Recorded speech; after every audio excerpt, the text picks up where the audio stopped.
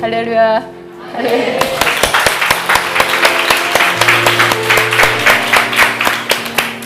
기도학교에 오신 여러분을 진심으로 환영합니다. 명문학교에 오셨어요. 오늘도 하나님께서 귀한 말씀을 여러분 모두에게, 정말 모두에게 주실 줄 믿습니다. 우리가 듣는 말씀은 사람의 말이 아니라 하나님의 말씀이죠. 그래서 똑같은 말을 듣는데 듣는 사람마다 다 달라요. 그리고 그 말씀이 내 속에 들어와서 그렇죠. 우리를 치료하시죠. 치료하시고 기쁨이 돼요. 그래서 저희더러 오늘도 즐겁게 말씀을 전하라고 하셨어요. 네, 오늘 제목 볼까요? 어둠의 문을 닫는 지혜. 저거 제가 어제 제목을 한 10번은 썼다 지웠다 했던 것 같아요. 어둠의 문, 저런 말은 별로 안 하고 싶거든요. 안 하고 싶은데 마지막에 하나님께서 저기 닫는 지혜 이렇게 해주셔가지고 그래도 조금 매듭이 괜찮죠. 네. 닫는 지혜. 지혜가 좋잖아요. 닫는 지혜. 어둠의 문을 닫는 지혜. 오늘 본문 말씀이 사무엘하 21장인데요. 제가 성경을 처음 읽었을 때부터 지금까지도 이 부분은 왜 이게 성경에 기록이 되어 있나 참 가슴 아프고 섬뜩하기도 하고 그런 이야기인데요. 이 속에 하나님의 깊은 사랑과 섭리가 숨어 있어요. 오늘 같이 생각하면서 읽어보도록 하겠습니다. 다윗의 시대 아닌데 이거 어디예요? 잠깐 아니에요. 제가 사무엘 하인데요. 왜 사무엘 하예요? 상이 아니고. 잠깐 방송 사고가 또 났습니다. 사무엘 하 21장 있는 분들 함께 읽겠습니다. 다윗의 시대에 해를 거듭하여 3년 기근이 있으므로 다윗이 여호와 앞에 간구하매 여호와께서 이르시되 이는 사울과 피를 흘린 그의 집으로 말미암음이니 그가 기브온 사람을 죽였음이니라 하시니라. 기브온 사람은 이스라엘 족속이 아니요 그들은 아모리 사람 중에서 남은 자라. 이스라엘 족속들이 전에 그들에게 맹세하셨거늘 사울이 이스라엘과 유다 족속을 위하여 열심히 있으므로 그들을 죽이고자 하였더라. 이에 왕이 기브온 사람을 불러 그들에게 물으니라. 다윗이 그들에게 묻되 내가 너희를 위하여 어떻게 하랴? 내가 어떻게 속죄하여야 너희가 여호와의 기업을 위하여 복을 빌겠느냐? 기브온 사람이 그에게 대답하되 사울과 그의 집과 우리 사이의 문제는 은금에 있지 아니하오며 이스라엘 가운데에서 사람을 죽이는 문제도 우리에게 있지 아니하니이다 하니라. 왕이 이르되 너희가 말하는 대로 시행하리라. 그들이 왕께 아뢰되 우리를 학살하였고 또 우리를 멸하여 이스라엘 영토 내에 머물지 못하게 하려고 모해한 사람의 자손 7사람을 우리에게 내주소서. 여호와께서 택하신 사울의 고을 기브아에서 우리가 그들을 여호와 앞에 목매어 달겠나이다 하니 왕이 이르되 내가 내주리라 하니라. 그러나 다윗과 사울의 아들 요나단 사이에 서로를 두고 맹세한 것이 있으므로 왕이 사울의 손자 요나단의 아들 무비보셋은 아끼고 왕이 이에 아야의 딸 리스바에게서 난 자 곧 사울의 두 아들 알모니와 무비보셋과 사울의 딸 메랍에게서 난 자 곧 무올라 사람 바르실레의 아들 아드리엘의 5 아들을 붙잡아 그들을 기브온 사람에게 넘기니 기브온 사람이 그들을 산 위에서 여호와 앞에 목매어 달매 그들 7사람이 동시에 죽으니 죽은 때는 곡식 베는 첫날 곧 보리를 베기 시작하는 때더라. 아야의 딸 리스바가 굵은 배를 가져다가 자기를 위하여 바위 위에 펴고 곡식 베기 시작할 때부터 하늘에서 비가 시체에 쏟아지기까지 그 시체에 낮에는 공중의 새가 앉지 못하게 하고 밤에는 들짐승이 범하지 못하게 한지라. 이에 아야의 딸 사울의 첩 리스바가 행한 일이 다윗에게 알려지매 사울의 뼈와 그의 아들 요나단의 뼈를 길르앗 야베스 사람에게서 가져가니 이는 전에 블레셋 사람들이 사울을 길보아에서 죽여 블레셋 사람들이 벳산 거리에 매단 것을 그들이 가만히 가져온 것이라. 다윗이 그곳에서 사울의 뼈와 그의 아들 요나단의 뼈를 가지고 올라오매 사람들이 그 달려 죽은 자의 뼈를 거두어다가 사울과 그의 아들 요나단의 뼈와 함께 베냐민 땅 셀라에서 그의 아버지 기스의 묘에 장사하되 모두 왕의 명령을 따라 행하니라. 그 후에야 하나님이 그 땅을 위한 기도를 들으시니라. 아멘. 여러분 어떠세요? 마음이 아프죠? 마음이 아파요. 좀 무섭기도 하죠. 한 사람도 아니고 세상에 7명을, 죄를 지은 사람이 아니죠. 죄는 누가 지었어요? 사울 왕이 지었죠. 사울 왕의 아들들을 7명이나 데려다가 내줬어요. 다윗이 내주고 여호와 앞에 세상에 그 7명의 남자를 목매달았어요. 그런데 그 중에 두 아들의 어머니였던 아야의 딸 리스바라는 사람, 이 사람이 거기서 시체를 지켰어요. 세상에 목매달아 놓은 그 시체, 자기 아들이 목매달려 있잖아요. 내려놓지도 못해요. 얼마나 뜨거워요. 그리고 지금 여기가 거듭하여 3년 기근이에요. 이스라엘 땅의 3년 기근은 무엇을 의미하냐? 3년 가뭄이에요. 얼마나 뜨거웠겠어요. 그 뜨거운 뙤약볕에 자기 아들의 시체를 매달아 가지고 있는데 그게 비가 내릴 때까지 3년 동안 비가 왔어요, 안 왔어요? 이게 하나님께서 그 모든 묶인 거를 다 풀어주셔서 하나님께서 비를 내리실 때까지 거기서 지키고 있었던 거예요. 우리가 한 번도 아야의 딸 리스바가 믿음의 사람이라는 얘기를 들어보신 적은 없으실 거예요. 그런데 오늘 이 본문에서 여기에 사실 주인공은 아야의 딸 리스바예요. 이 여자가 자기 자식이 매달렸잖아요. 얼마나 원망스럽겠어요. 고통스럽겠어요. 그 자리에 가서 볼 수 있을까요? 보통 그 자리에 못 가요. 그리고 철천지 한이 맺혀가지고 그렇게 이를 갈면서 나머지 인생을 보냈더라 이렇게 하고 끝날 사람인데 이 여자는 그거를 직면한 거예요. 하나님께서 자기에게 주신 그 고통을 오롯이 다 받아들였어요. 그리고 그 시체를 지킨 거예요. 그것이 다윗의 귀에 들려가지고 다윗이 사울의 뼈와 요나단의 뼈. 그러니까 지금 사울의 집안이 완전히 망했잖아요.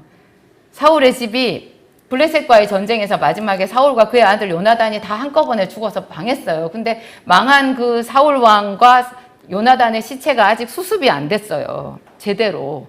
그것도 그렇게 되어 있는데 지금 기브온 사람들의 말 때문에 7명의 아들이 또 목매달린 그런 끔찍한 사건이 생긴 거잖아요. 근데 이 아야의 딸 리스바가 하나님께서 주신 고통이다 생각하고 누구도 원망하지 않고 거기서 자기의 사랑하는 아들을 위해서 거기서 지키고 있었어요.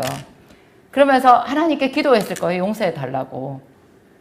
그래서 그 여자가 비가 올 때까지 그러고 있었을 때 자기 시아버지 그리고 자기 시동생이겠죠?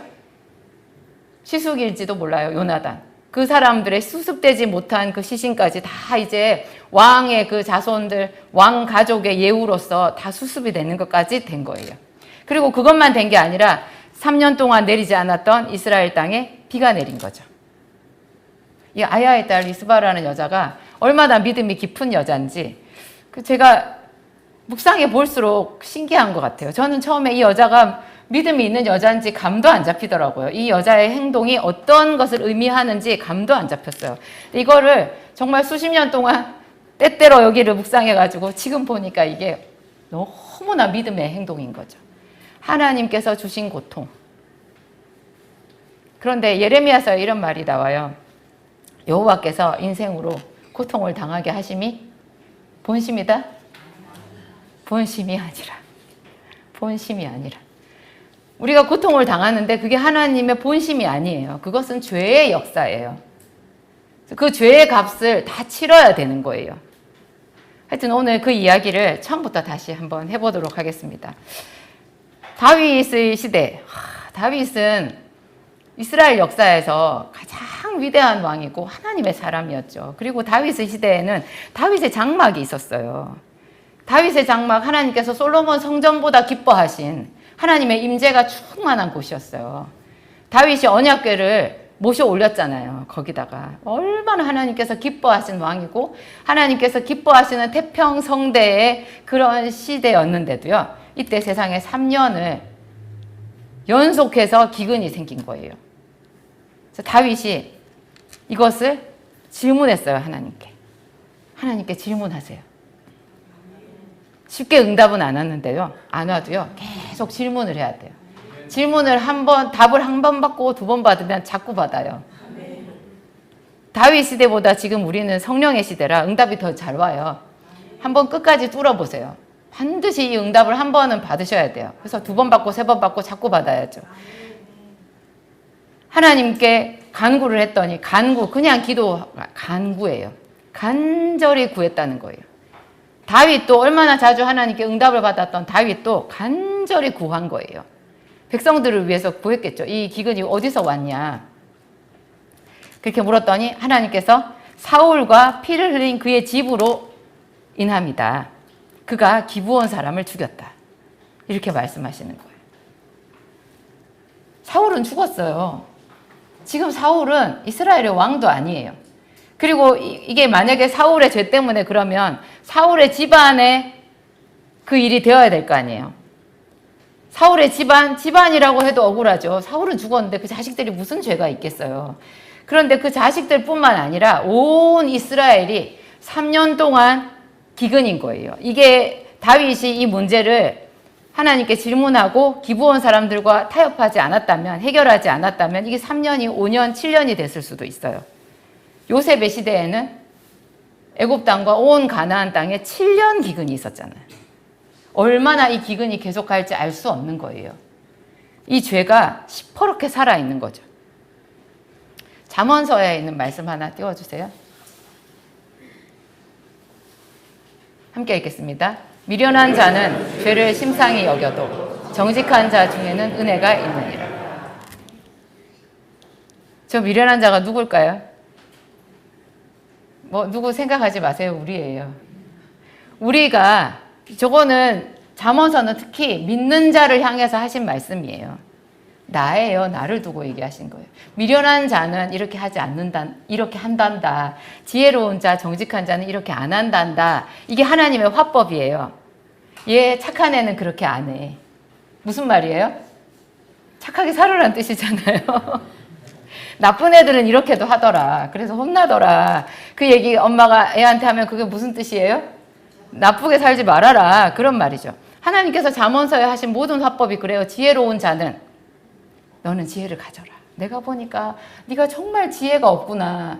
그래서 내게 지혜를 구하라고 내가 그렇게 말하였건만 네가 지혜를 구하지 않고 지금 30년째 똑같이 살고 있지 않니? 내가 보기에 참으로 답답하구나 아들아. 이렇게 말씀하시는 거예요. 미련한 자는 죄를 심상히 여긴대요.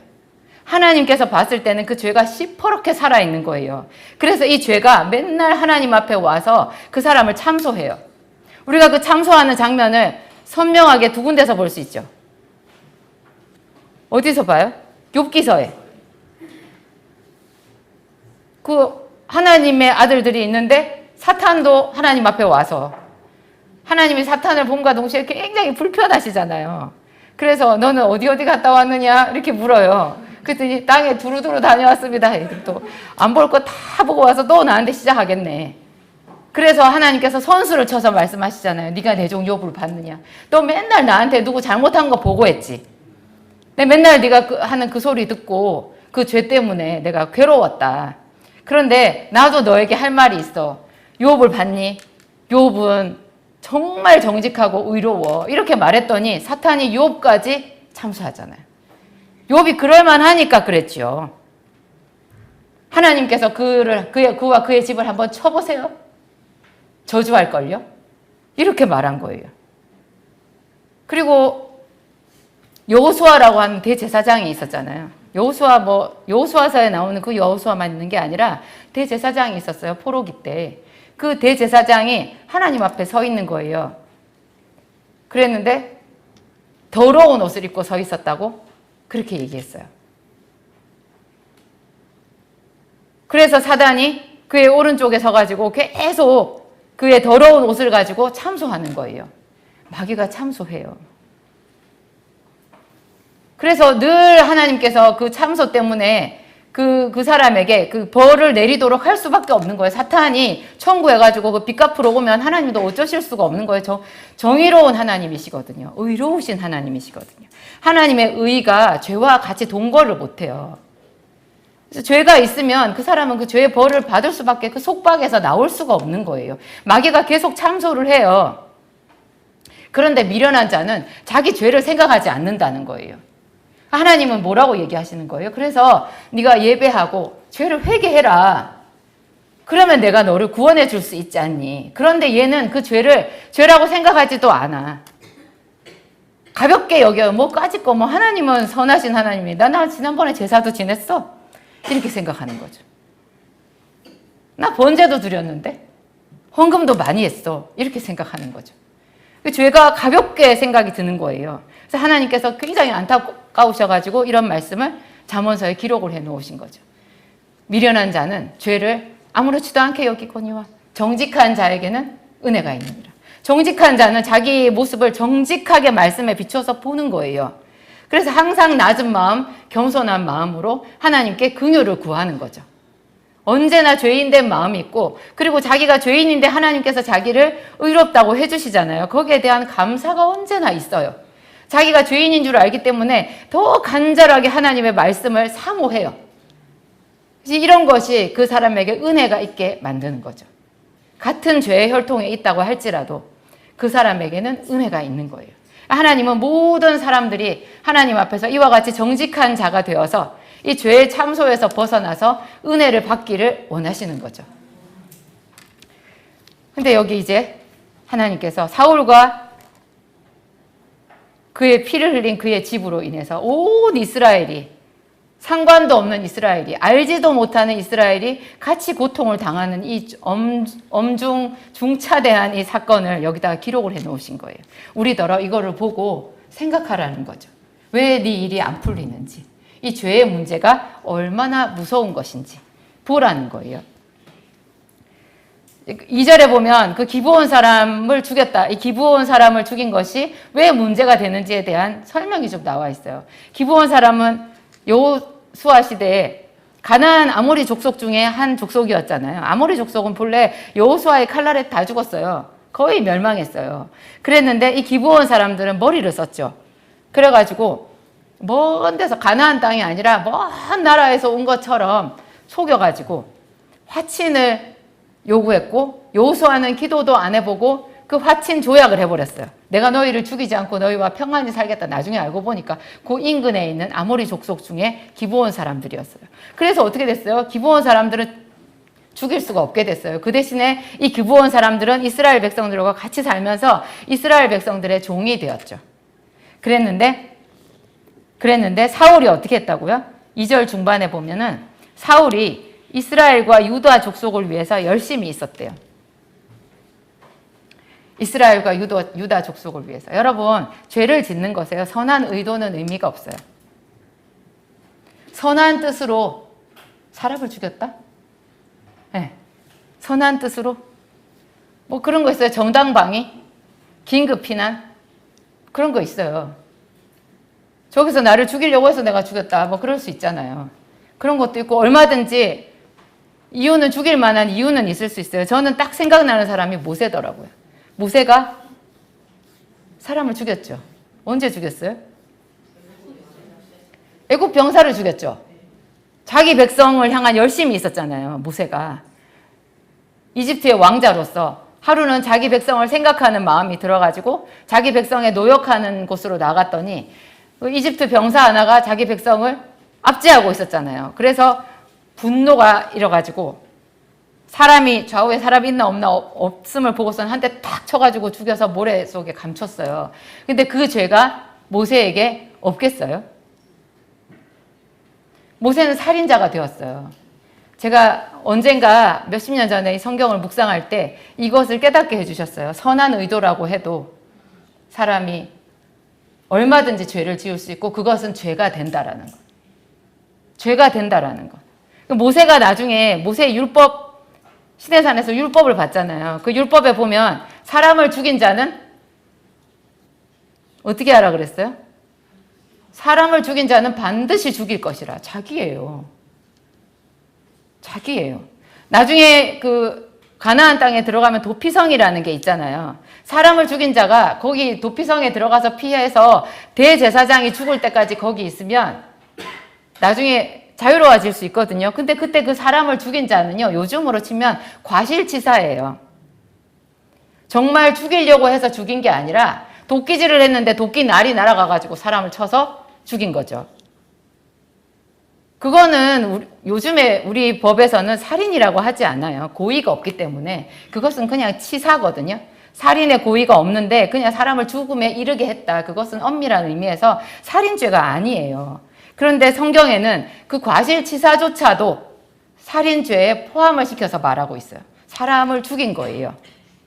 그러면 사람을 일부러 자기가 죽이려고 생각해서 죽인 것은?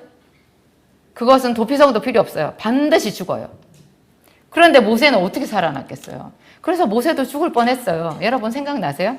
하나님께서 모세를 시내산에서 만나가지고 모세를 몇 번이나 설득을 해서 그래서 이제 모세가 결국 갔잖아요. 근데 모세가 자기 장인어른 이드로한테 얘기하고 허락받고 이게 이집트로 가고 있는 중간에 갑자기 하나님이 나타나셔서 모세를 죽이려고 했다는 구절이 나와요. 있죠? 어머, 이건 뭐예요? 이건 뭐예요? 거기서 모세의 아내 십보라가 칼을 취해가지고 자기 아들의 포피를 베어서 그게 살을 벤 거잖아요.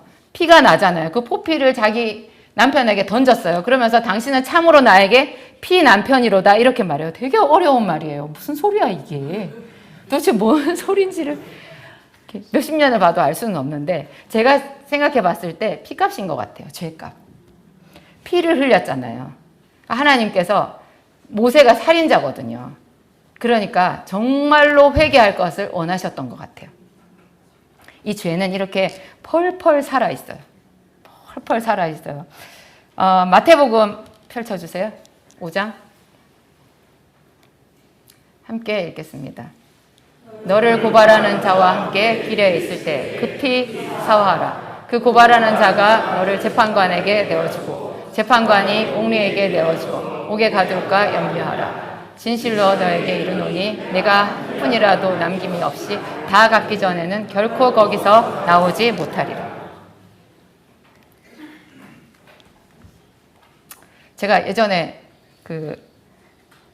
나홀로 약국을 할 때 저 혼자 약사로서 일할 때 제가 이제 저 없는 하루 종일 제가 12시간을 근무할 수는 없어갖고 체력이 안 돼서 오전에 근무해 주시는 약사님을 썼는데요. 그 약사님이 저랑 무려 8년을 일했어요. 남자 약사님인데 참 좋은 분이었거든요.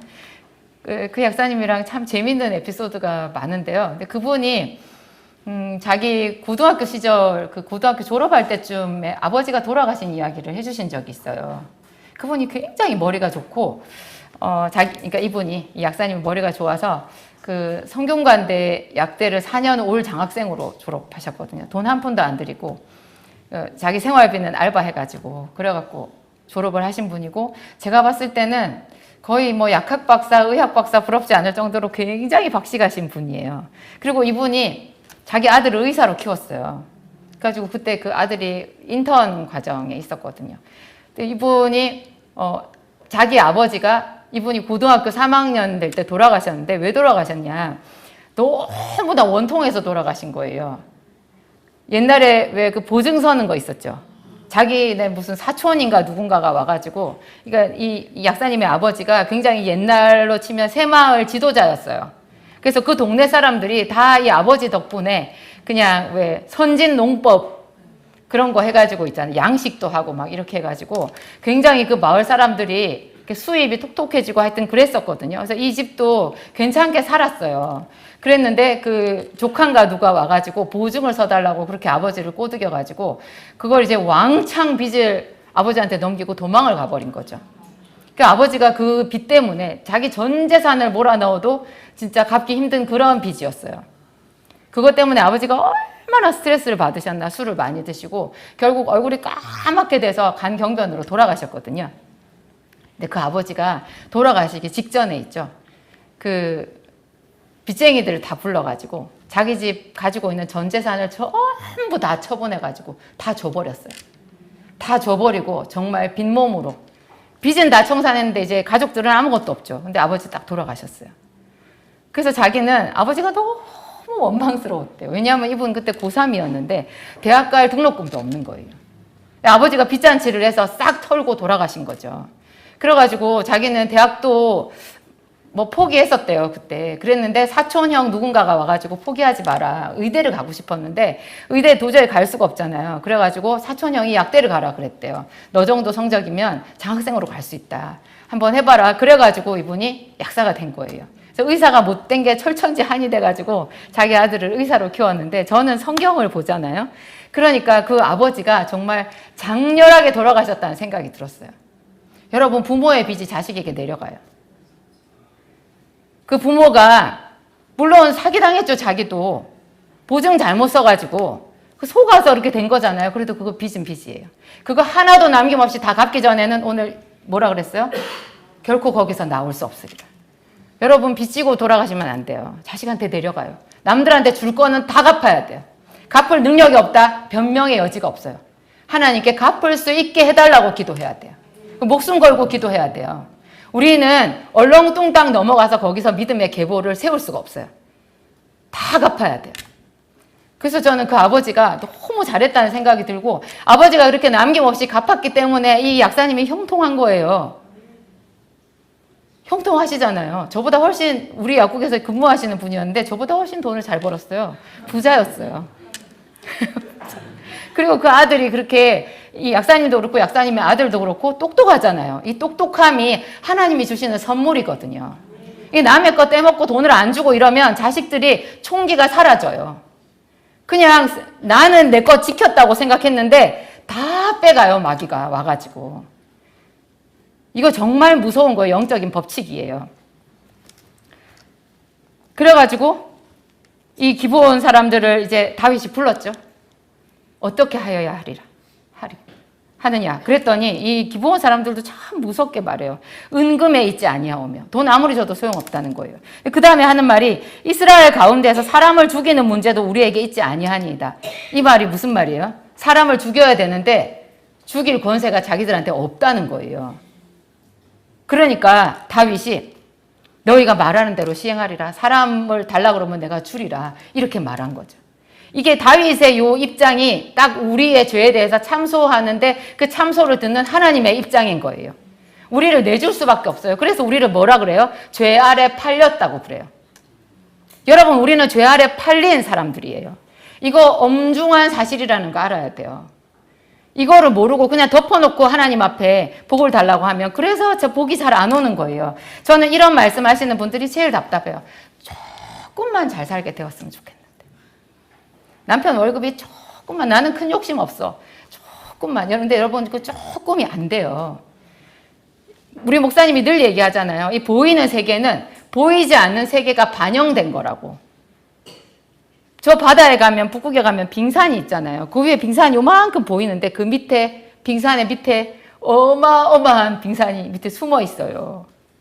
우리가 지금 이렇게 살고 있는 나는 요만큼만, 성적이 요만큼만 오르면 돼야 하는데 그 성적 요만큼 올리려면 공부 딥다 많이 해야 돼요. 요만큼만 공부하면 그거 올라요? 안 올라요. 죽을 똥 살똥 해야 돼요. 그래야지 오르는데, 그래서 기왕에 복을 구할 거예요. 요만큼만 구하지 마세요. 그게 더 어려워요.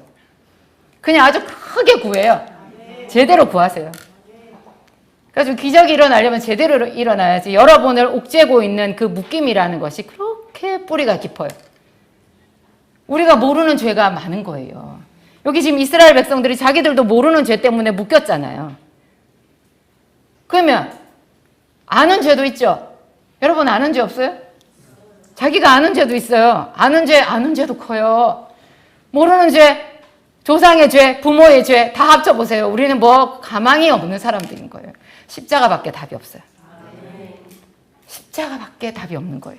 그래서 십자가의 은혜가 얼마나 깊은지를 하나님께서 이 사무엘하 21장을 통해서 우리에게 말씀하시는 거죠. 그냥 우리가 십자가의 은혜를 날로 먹으려고 하면 안 돼요. 십자가 그냥 편리한 어떤 자동문 정도로 생각하시는 분들이 많아요. 탁 누르면 문이 쫙 열리잖아요. 십자가 말만 하면 귀신이 다 떠나가고, 십자가 말만 하면 뭐가 다 일어나고, 그렇지 않아요. 우리는 그 예수 그리스도의 고난에 동참해야 되고, 십자가를 묵상해야 되고 십자가를 평생에 걸쳐서 알아가야 되고 깊이 사랑해야 돼요. 깊이 사랑해야 돼요. 그의 사랑함이 많도다.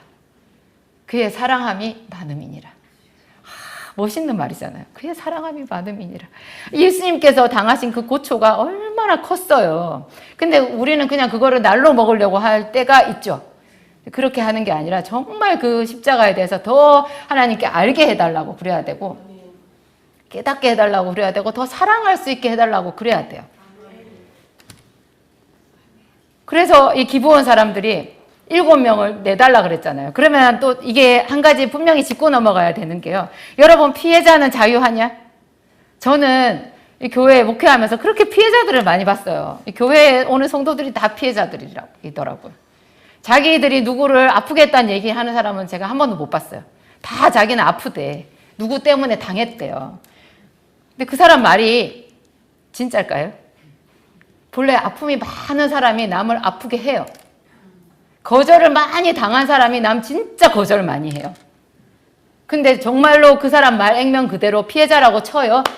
피해자야. 완전히 100% 피해자야. 근데 피해자는 더 묶여요. 그걸 오늘 보셔야 돼요. 이 기부원 사람들이 안 묶인 것 같으세요? 이 기부원 사람들이 묶인 거예요. 이 사람들은 이래가지고 평생 종에서 못 벗어나요. 이 사람들이 그것을 하나님 앞에, 이스라엘의 하나님 앞에 부르짖고 자기들이 사울의 집을 용서했어야 맞아요. 이걸 하지 않으면 같이 묶이는 거예요. 그래서 나는 피해자고 저놈이 나쁜 놈이고 그렇게 생각해서 맨날 하나님 앞에 와서 눈물만 흘리는 거, 그거 이상한 거예요. 우리도 분명히 누군가에게 가해자고, 그리고 내가 피해자라고 생각하면서 거기 갇혀 있는 순간 하나님의 십자가를 모욕하는 게 돼버려요. 왜냐하면 십자가조차도 내 아픔을 치료할 수 없고 나에게 소용없는 것이라고 내가 맨날 우는 거거든요. 그 울음의 의미를 잘 봐야 돼요. 이거 우는 것도 제대로 울어야 돼요.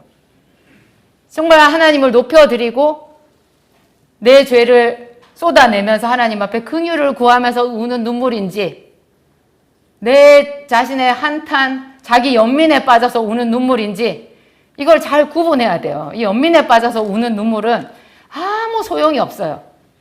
아무리 울어도 소용이 없어요. 그런 것은. 이 기부원 사람들이 마귀를 상징해요. 누가복음 펼쳐주세요. 함께 읽겠습니다. 시몬아 시몬아 보라, 사탄이 너를 밀가부르듯 하려고 요구하였으나 그러나 내가 너를 위하여 내 믿음이 떨어지지 않기를 기도하였노니 너는 돌이킨 후에 내 형제를 굳게 하라. 예수님이 하신 말씀이죠. 최후의 만찬 자리에서 예수님께서 하신 말씀이거든요. 예수님의 수제자였고 정말로 믿음의 고백을 많이 했던 베드로도 사탄이 밀가부르듯 하려고 청구했대요. 가룟 유다만 마귀의 자식으로 전락하지 않았어요. 12명의 모든 제자들이 다 죄 아래 팔려버렸어요. 그 중에 대표격으로 가장 많이 우리 입에 오르내리면서 그렇게 되는 사람이 베드로죠. 베드로 다 도망갔는데 베드로만 맨날 욕먹어요. 베드로만 부인했다 그래. 다른 제자들도 다 도망갔어요. 베드로 뒤에 숨어서 그렇지. 다 그래요. 예수님께서 보라, 사탄이 밀가부르듯 하려고 너를 청구하였으나 내가 너를 위하여 기도하였노니 너는 돌이킨 후에 내 형제를 굳게 하라. 범죄함은 그 자체가 문제가 되지 않아요. 어떤 죄도 하나님은 다 용서해 주실 수 있고 어떤 죄도 하나님은 다 치료해 주실 수 있어요. 전부 다 치료해 주실 수 있어요. 로마서 4장 25절 함께 읽겠습니다. 예수는 우리가 범죄한 것 때문에 내줌이 되고 또한 우리를 의롭다 하시기 위하여 살아나셨느니라. 여기서 기부원 사람들이 사울의 7 아들을 청구했잖아요. 우리에게 그렇게 우리의 자식들, 우리 자신의 몸값을 암몬 장군 나하스가 그랬나요? 이스라엘 백성들 어디 그 야베스 사람들한테 누나를 하나씩 빼라 그랬잖아요. 그 청구가 마귀예요. 마귀가 누나를 청구한 거예요. 마귀가 우리에게도 청구해요. 그래서 우리가 가난한 거예요. 우리가 억울한 거예요. 그런 일들이 많이 있는 거예요. 그래서 우리가 죄 아래 팔리는 거예요. 그런데 이때 우리를 대신해서 내어줌이 되신 분이 예수 그리스도라고요. 아까 그 말씀 다시 띄워주세요. 예수는 우리가 범죄한 것 때문에 내어줌이 되고, 그래서 예수님이 십자가에 달렸다는 거예요. 항상 우리가 십자가를 자랑해야 되는 이유가 거기에 있어요. 어떤 식으로 마귀가 항상 우리를 청구해도 내 의는 이것뿐이니 예수 그리스도의 십자가라, 이렇게 할 수 있어야 되는 거예요. 또한 우리를 의롭다 하시기 위해서 그 죄를 완전히 깨끗하게 씻어주셨다라는 증표로 다시 살아나셨다라는 거예요. 그 예수 그리스도의 은혜가 되는 거죠. 이 마귀는 우리에게 우리의 생명, 우리의 재산, 우리의 자식 이런 걸 다 요구하는데, 우리가 이때 탁 내놓을 수 있는 것, 방패로 쓸 수 있는 것이 예수 그리스도의 십자가라는 거죠. 예수께서 우리를 대신하여 죽으셨다라는 거예요.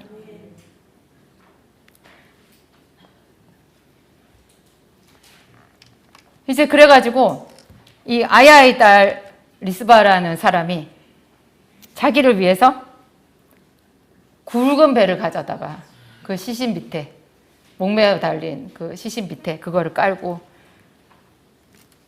하나님께서 비를 내려주실 때까지 거기서 오롯이 그 고통이랑 직면했어요. 그래서 하나님께서 우리에게 오래 기도하라고 얘기하시는 거예요. 우리가 십자가를 의뢰해가지고 기도하는 것이 이 아야의 딸 리스바가 기도하는 것에 비하면 얼마나 쉬워요. 아야의 딸 리스바의 참담함을 생각해 보세요. 우리나라도 전통적으로 아야의 딸 리스바 같이 그렇게 살았어요. 그렇게 살았어요. 사람들이 성황당 가서 빌고, 그 바위에 뭐 문지르면은 그게 죄가 속해진다 그래가지고, 제가 그 김동리의 소설이라 그러대요. 뭐 바위인가? 제가 예전에 그 소설 읽고 너무너무 마음이 아팠는데, 문둥병 걸린 그 주인공 여자가 그 동네에 신령하게 여기는 바위가 있어요. 너무 신령한 바위인데 이 문둥병 걸린 여자는 그 바위에 가서 기도도 못하는 거예요. 바위 더러워진다고 동네 사람들이 굉장히 싫어해요. 그 여자 쫓아내요. 근데 그 여자가 죽어가면서 그 바위 위에서 죽었어요. 그게 십자가였으면 얼마나 좋았겠어요. 그죠? 십자가에서 그 소설에 그렇게 나와 있었어요. 그 여자의 볼에 눈물이 번질번질 말라 있었다. 제가 너무너무 마음이 아팠거든요. 아무 기도해도 소용이 없는 것, 기도할수록 더 나락으로 떨어지고 더 하나님이 싫어하시는 그 일을 자기는 모르고 거기서 하면서 망해간 거예요. 그런데 우리에게는 하나님이 새롭고 산 길을 열어주셨죠. 십자가를 바라보고 그것을 의지하고 그 앞에서 너의 죄를 토로하고 하나님의 긍휼을 구하라는 거예요. 그러면 그 눈에서 모든 눈물을 씻어준대잖아요. 이 아야의 딸 리스바가 정말 멋있어요. 이 여자가 그 하늘에서부터 시체에 비가 쏟아지기까지, 이 비가 쏟아졌다라는 거, 비가 쏟아졌을 때 이 여자의 마음을 생각해 보세요. 자기의 죽은 자를 다시 돌려받지는 못해요. 아들은 죽었어요. 아들은 죽었지만 그 여자는, 근데 이런 지식이 어디서 나왔을까요? 어떻게 이런 생각을 할 수 있을까요? 돌려받지도 못하는데. 저는 도저히 이 여자의 그 생각의 깊이를 흉내도 낼 수 없을 것 같아요. 근데 이 여자는 그 하나님께서 자기에게 지워주신 그 고통을 그대로 다 감내하면서 그 값을 다 치른 거죠. 그래가지고 자기 집안에 있는 그 모든 묶여져 있는 것들을 자기 분량에서 하나님의 긍휼로, 그리고 온 이스라엘에 묶여져 있던 그 3년 동안의 기근까지도 한 번에 해결을 했죠. 요한복음 3장 14절 함께 읽겠습니다. 모세가 광야에서 뱀을 든 것 같이 인자도 들려야 하리니 이는 저를 믿는 자마다 영생을 얻게 하려 하심이라, 구원을 얻게 하려 하심이라가 있어요. 모세가 광야에서 뱀을 들었죠. 그 모세가 광야에서 들었던 뱀은 놋뱀이었어요. 놋으로 뱀을 만들어가지고 그걸 높이 들었어요. 사람들이, 이스라엘 백성들이 불평불만을 원망하다가 그 불뱀한테 물렸잖아요. 그래서 엄청나게 많은 사람들이 죽었어요. 근데 그때 하나님께서 모세에게 놋으로 뱀을 만들어가지고 장대에 높이 매달아서 이렇게 온 이스라엘 백성들을 향해서 보이게 하라. 그러면 누구든지 뱀에 물린 자는 와서 그 놋뱀을 보면은 나으리라, 이렇게 말씀하셨어요. 근데 저는 처음에 그 말을 읽었을 때는 너무 쉬운 거예요. 그냥 노뱀을 이렇게 쓱 보면 낫잖아. 그러면은 그게 별로 하여튼 좀 그랬거든요. 근데 나중에 제가 좀 더 그 상황 설정을 세밀하게 해놓고 생각을 해보니까 이게 어려운 거더라고요. 여러분, 이스라엘 백성들이 지금 우리 교회 성도들 정도만큼의 숫자예요? 몇 명이에요? 안산시 인구가 몇 명이죠? 70만인데요. 이스라엘 백성이 200만 명이에요. 안산시 정도의 규모만큼 정도로 이스라엘 진영이라고 생각해도 중앙동에 노뱀이 있어요. 여기 수암동에서 누가 불뱀에 물렸어. 그러면 중앙동까지 그 아픈 다리를 가지고 기어가야 돼. 수레를 타고 가든지 이 땡볕에 가야 되잖아요. 근데 이것보다 훨씬 크다니까요. 그래서 교회 나오기는 어려운 거예요. 나오기만 하면 은혜를 받는 거죠. 근데 광야에서 노뱀, 뱀은 사실 저주의 상징이거든요. 근데 그 뱀처럼 예수님께서 자기도 들릴 거라는 거예요. 저주의 상징으로 당신이 들릴 거라는 거예요. 예수님이 죄인처럼, 저주를 받은 죄인처럼 십자가에 높이 달릴 거라는 거예요. 그 십자가를 바라보는 자마다 구원을 얻게 된다는 거죠. 모든 죄에서 노임을 받게 된다라는 거죠. 고린도전서 5장 22절입니다. 아담 안에서 모든 사람이 죽은 것 같이 그리스도 안에서 모든 사람이 삶을 얻으리라. 우리가 죄를 짓지 않았는데도 조상의 죄 때문에 내가 피해를 보는 거 많이 있어. 가난한 집에 태어나는 거, 부모가 장애인인 거, 내가 태어나자마자 소경인 거, 부모가 없이 있는 거, 이런 거 모두가 다 그 자녀의 죄하고는 상관이 없잖아요. 근데 이 온 땅이 그냥 죄 아래 팔렸어요. 그러다가 보니까 이런 일이 생긴 거예요. 그래서 하나님께서 그런 사람을 보실 때 얼마나 안타까웠겠어요. 하나님이 이 아야의 딸 리스바의 두 아들을 향해서 하나님이 피눈물을 흘리셨다는 생각이 들었어요. 아야의 딸 리스바가 그 두 아들을 내어주면서 흘렸던 그 눈물이 저는 그대로 하나님의 눈물이라는 생각이 들었어요. 다시는 당신의 땅에서 부모의 죄로 인해서 자기의 죄라고 해도 그 죄로 인해서 이렇게 목매어 달리고 마귀에게 뜯김을 당해서 비참하게 죽는 사람이 없게 하라. 그래서 예수님을 보내신 거예요. 당신의 아들을 보내신 거예요.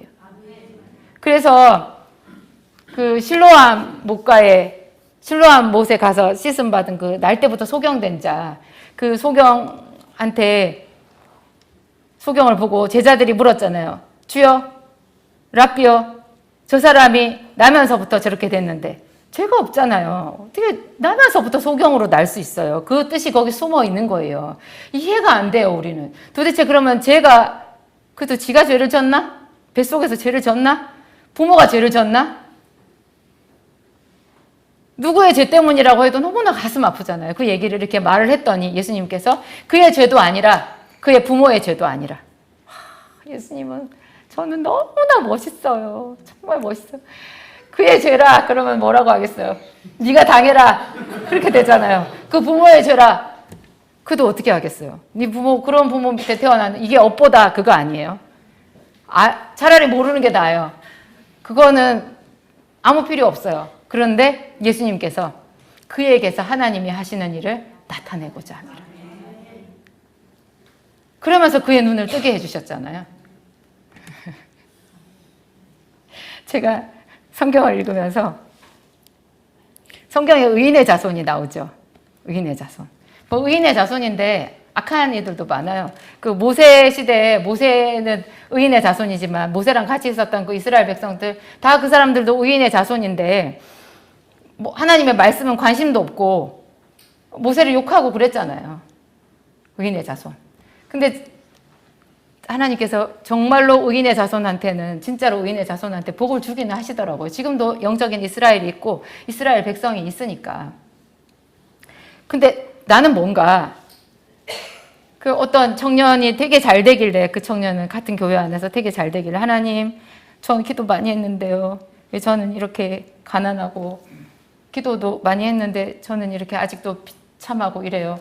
물었더니 그는 의인의 자손이다 그래가지고 제가 그 사람 장로님 아들이었거든요. 근데 여러분 오해하지 마세요. 그 장로님 아들이 그 사람만 있었던 거 아니에요. 몇 명 있었어요. 근데 그 사람만 의인의 자손이에요. 이스라엘이라고 다 이스라엘 영적인 의인은 아니잖아요. 그 사람이 해야 되는 분량이 있긴 있어요. 그렇지만 의인의 자손도 분명히 있는 거죠. 근데 나는 뭐냐? 의인의 자손이 아닌 거예요. 차마 하나님께서 나한테 말씀하시지 않았죠. 저는 음녀의 씨, 무녀의 자식 같은 사람이에요. 제가 그것을 받아들였어요. 성경에 너 음녀의 씨, 무녀의 자식아 이렇게 나오는데 제가 뜨끔하는 거예요. 그냥 받아들였어요. 그렇지, 내가 음녀의 씨, 무녀의 자식이지.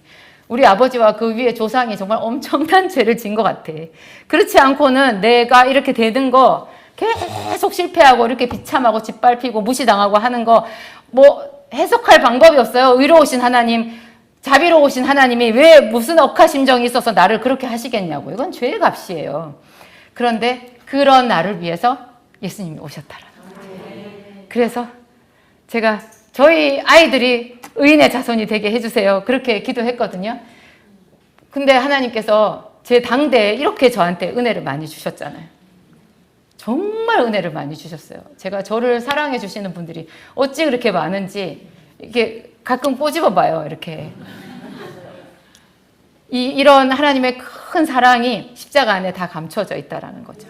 그러니까 어둠의 문을 닫는 지혜는 뭐라고요? 십자가를 사랑하라. 기도하시겠습니다.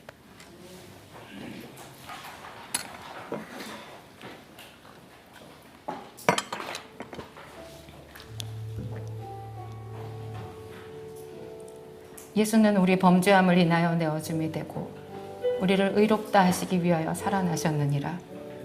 예수님께서 우리를 위하여 치르신 그 값은 아야의 두 아들이 목매어 달린 그 이상으로 참혹하고 깊은 것이었습니다.